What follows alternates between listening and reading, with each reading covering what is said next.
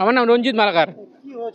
কিভাবে মারা গেল? পা ভাঙছে, পা ভাঙে ডাক্তারি চিকিৎসা। এখন আমরা কি করে বলবো? এখন ডাক্তারি চিকিৎসা কেমন করছে কেমন না ওটা আমরা কি করে বলবো?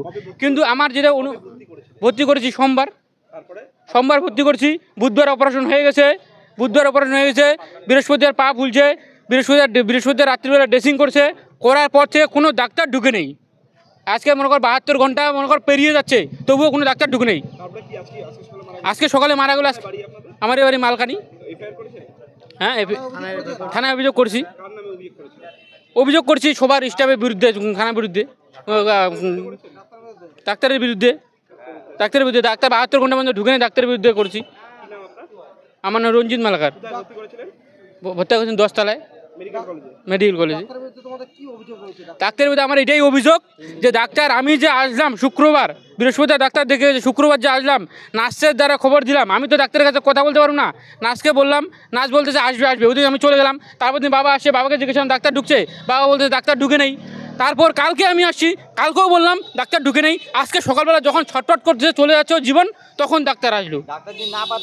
ডাক্তার যদি না পারতো তাহলে আমাদেরকে বলতে হতো, আমাদের ছেড়ে হতো, আমাদের পেশেন্টকে বাইরে আইনে মারতাম না, কোনো চিকিৎসা করতে পারতাম, সেটা আমাদের ব্যাপার। ও সিলিন্ডারও করলো না, আমাদেরকে চিকিৎসাও করতে দিল না। চিকিৎসা তো পুরাটাই ভুল। কেন?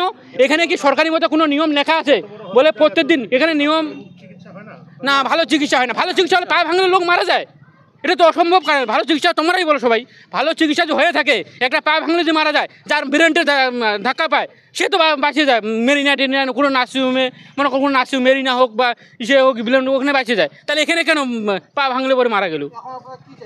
আমরা এখন চাচ্ছি ডাক্তার কীভাবে চিকিৎসা করলো না করলো, এটা আমরা ডাক্তারের মুখেও শুনতে যাচ্ছি। ডাক্তার আসলে একটু ভালো হয়, আমাদের সামনে এখানে আসলে ভালো রিপোর্ট নিয়ে আসুক, যতগুলো কাগজপত্র, ডাক্তার আমাদের দেখা হোক বলে এই থেকে মারা গেছে। এটা আমি বারবার শোনার জন্য চেষ্টা করি, কী থেকে মারা গেলো ডাক্তারবাবু, কী হয়েছে, কেন শ্বাসকষ্ট হইলো, পর থেকে কেন হইলো, এটাও যাচ্ছি। এটাও ডাক্তারবাবু কোনো ডাক্তারের কোনো দেখাই নেই, তা কী করে বলবো?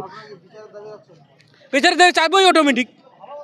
তাও এখন আইন কী করে, আইনের কাছে থানায় দিয়ে আসলাম কাগজ, এখন পুলিশ প্রশাসন কী করে ওটাও দেখতে লাগবে। আইনের বিচারকে আমরা করতে পারি, আইনের বিচার আইনের লোক করবে। আমার নাম রঞ্জিত মালাকার।